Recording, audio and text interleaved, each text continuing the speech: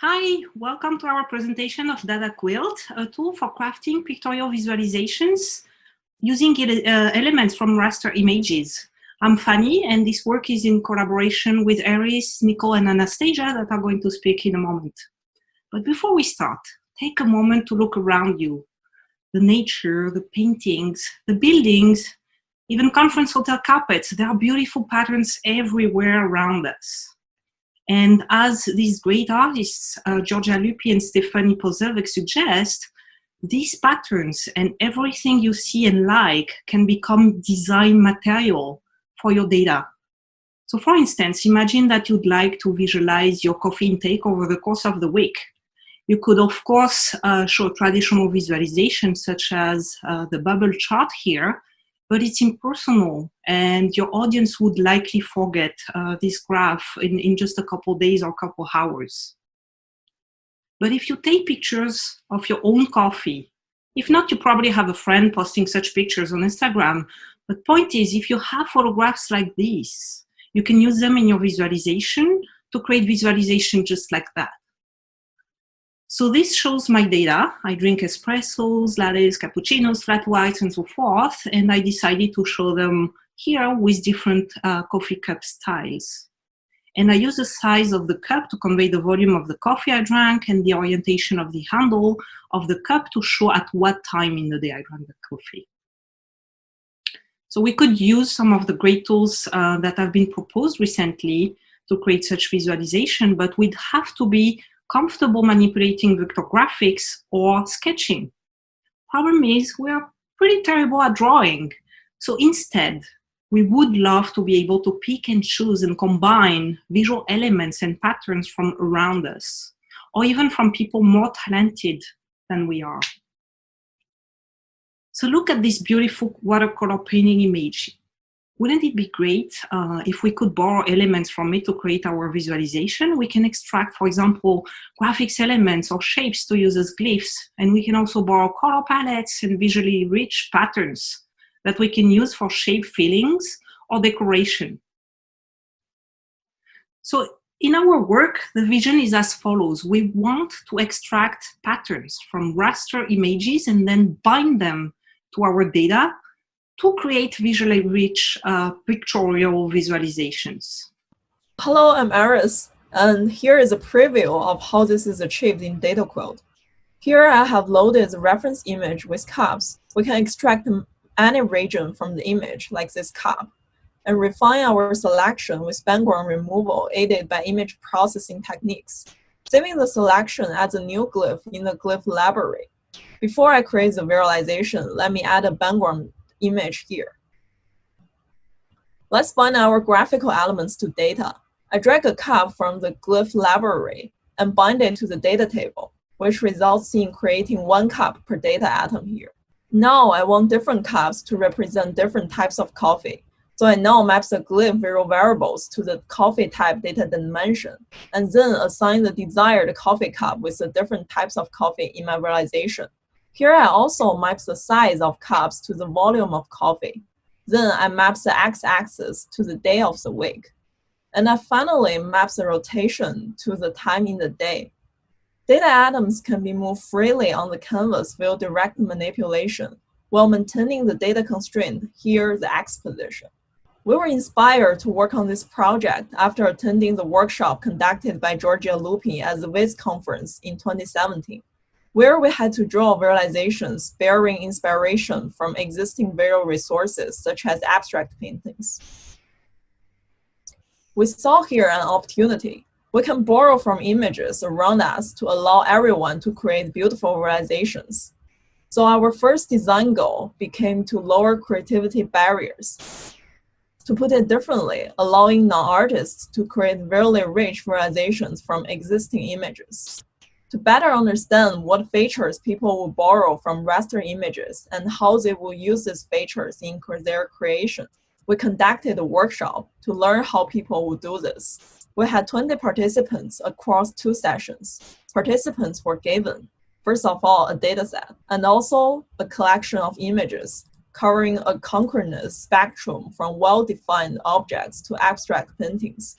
we asked participants to create visualizations of the dataset that borrow something from these reference images. And here is a small sample of the several visualizations created during the workshop. We analyze their creations by comparing with the reference images and accounting for their explanatory text on the right when provided. And here's what we learned from the experience.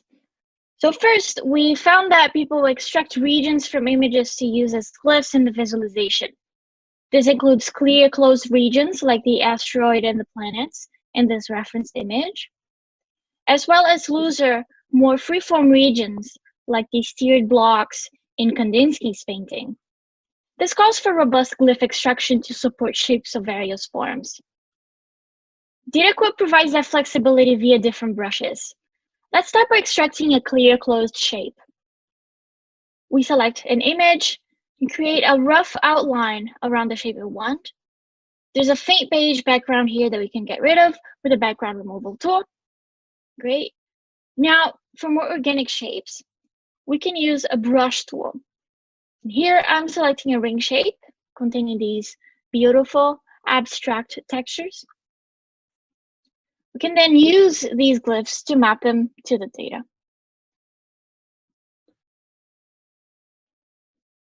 And relatedly, we also want to be able to make changes in the visuals while maintaining a linkage to the underlying data. And here we can change glyphs, resize, and reposition the glyphs in vertical, horizontal, and freeform layouts, all while maintaining data binding. Another extraction pattern we found from the workshops was the use of things like color, textures, and style as visual features of the data, as well as non-data decorations. To address this, DataQuilt allows for the extraction of color palettes from images. Say we want to apply a Kandinsky-inspired palette to these boring black rings. We can use an automatically extracted palette for the number of colors we want, or we can make our own by manually setting the number of colors and dragging the color picks around the image for the colors we want.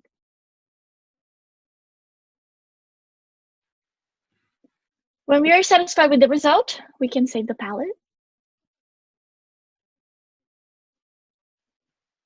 and apply it to our data.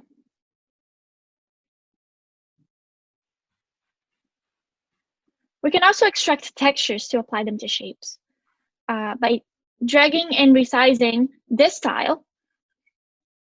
And if the tile is too small, DataQuilt applies a mirroring technique to avoid pixelation. When we are ready, we can save and apply this texture to the glyphs.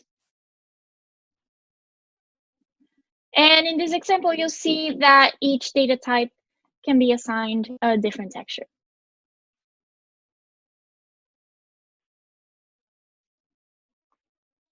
Back to the workshop findings, we found that people manipulated glyphs in multiple ways to represent data. Besides regular uniform scaling, in this example, the scaling was applied only to a part of the glyph, just the tail of the comment. As for this other comment example, participants actually replicated parts of the comment tail instead of stretching.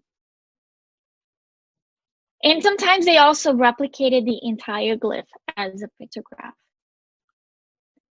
DataQuilt supports these manipulations via a variety of scaling operations.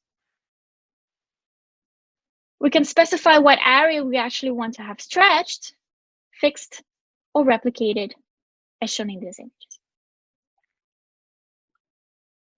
Finally, we should add one last design goal, supporting fast iterative creation workflows, pertaining to our overarching concern of supporting iteration, trial and error, and experimentation.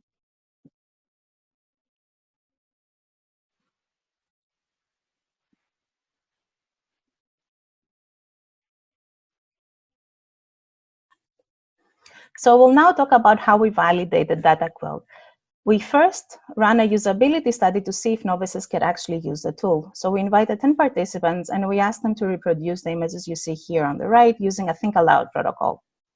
We then invited back some of the participants from the first study that had rated themselves high in terms of design and art, And here we wanted to actually see if they can realize a vision of a visualization, if they could express this vision. And we asked them to use any data set they wanted and any source image. And these are some of the results they came up with that we will revisit just in a bit. You can find the details of our findings in the paper, but I will highlight here some that are common across the two studies. So one of the first things that came out of it is that it's actually fairly easy for participants to use across the two studies, and it made some hard tasks easy for them. So in the example you see here on the right, the participant extracted easily the skylines of different cities to use as glyphs in this visualization instead of doing it by hand. And then they had the flexibility to play around with different data bindings. The second thing we observed across the two studies is that the tool supports different workflows, and participants do actually adopt different workflows. So this image here comes from the first study, the usability one, where we see that some participants focused first on perfecting their glyph before going to the visualization design, whereas others went back and forth between editing their glyphs and editing their visualizations. One of the comments that we got from the second study, the open-ended study, was the great expressive power of the tool. And we can see this in different places in the results. For example, here we see the different types of glyphs that people used in one visualization. We can see it in the type of embellishments, like the rows here that somebody used to complement their visualization. And we can also see it in the very different and unique layout. So for example, here, the layout is actually guided by the embellishments like the tree and the trees and the house. Finally, in both studies, there were comments about how safe the environment felt. People felt that they could try things out and experiment. And this actually, in terms of the second study, people felt that this exploration part fostered really creative thinking and it sparked their creativity. So we can see here the images of the same data set, and these visualizations look very, very different. It's not just the data binding that changes, but it's also the source image that makes them look so different, the layout, the background image, etc. As a third way to validate our tool and to push its limits, we created also a gallery, we as in the authors, where we experimented with very different sizes of data sets, with different types of glyphs, different sources of images, and different layouts. And you can find all of these together with the material from our previous studies in our website. So we believe that DataQuilt actually goes beyond any other visualization tool because it makes the creation of beautiful and customized visualizations accessible to anyone, even if they have no artistic inclination and no experience in manipulating vector graphics. But as is the case of many creative visualization tools, it does come with some caveats. So because it makes the extraction of glyphs and embellishments very easy, it is possible that authors would use them as chart junk. And although chart junk is good for things like memorization, it does detract from the communication of data. The second caveat is that the authors might choose bindings that are not well suited for the underlying data dimension. We have taken some steps to mitigate this. For example, we propose discrete versus gradient color palettes for categorical versus numerical data, but there is always a potential for badly chosen bindings. So to summarize, we're very happy to introduce DataQuilt that is both an approach and a tool for creating beautiful visualizations where anybody can repurpose elements of raster images to use as glyphs in their visualization designs. And we do this aided by image processing techniques and a smooth iterative process between refining the glyph and refining the visualization. And we'll leave you with a quote that prompts us to see the world around us as a starting point for creativity and self-expression. Thank you.